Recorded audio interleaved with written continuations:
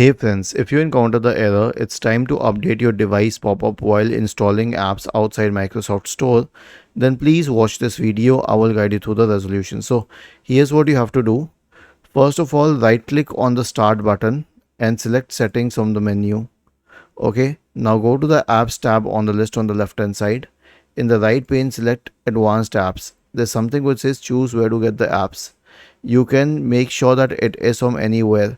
This is what was preventing you from downloading apps outside the Microsoft Store. But if this doesn't work either, then also make sure that all security updates are installed on your system.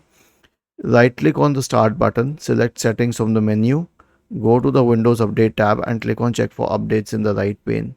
So this will update Windows to the latest version.